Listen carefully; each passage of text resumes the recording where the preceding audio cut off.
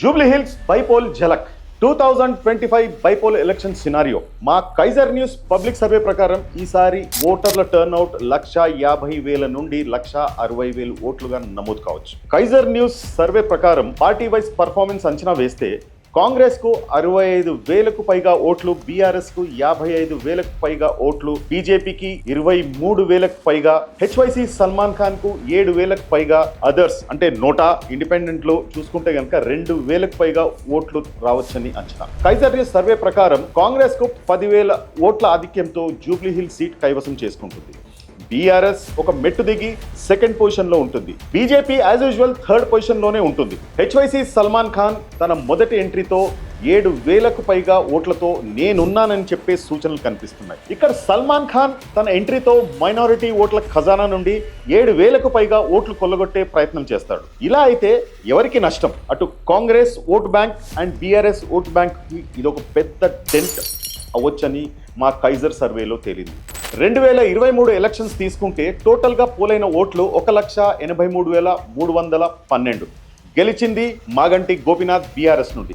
Majority ఓట్లు 16,337 అంటే 8.91%. అదే కాంగ్రెస్ అభ్యర్థి అజరుద్దీన్ గారికి 64,212 ఓట్లు రాగా అంటే 35.03%. బీజేపీ లంకల దీపక్ రెడ్డి దక్కించుకున్నవి 25,866 ఓట్లు అంటే 14.11%.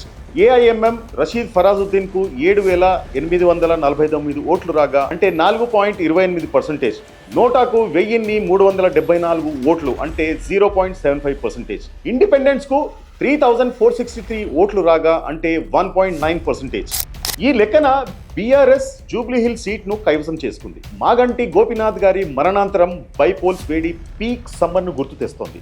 ఇప్పుడు 2023-2025 కంపారిటివ్ స్వింగ్ గనక చూస్తే కాంగ్రెస్కు 2023లో 64,212 ఓట్లు రాగా 2025 ప్రొజెక్షన్లో 65,000+ ఓట్లు వస్తాయని అంచనా.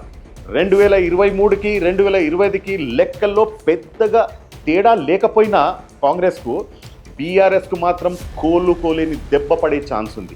2023లో బీఆర్ఎస్కు 80,549 ఓట్లు రాగా 2025లో షార్ప్ డిక్లైన్తో గ్రాఫ్ పడిపోయింది. 55,000+ ఓట్లతో సెకండ్ పొజిషన్లో ఉంటుందని మా కైజర్ న్యూస్ పబ్లిక్ సర్వే అంచనా. బీజేపీకి పెద్దగా డిఫరెన్స్ కాకపోవచ్చు, ఎందుకంటే 2023లోనూ థర్డ్ పొజిషన్, 2025లోనూ థర్డ్ పొజిషన్తో సంతృప్తి పడాలి. ఇక్కడ హెచ్వైసీ సల్మాన్ ఖాన్ మేజర్ డిఫరెన్స్ చూపిస్తాడని మా కైజర్ సర్వే అంచనా.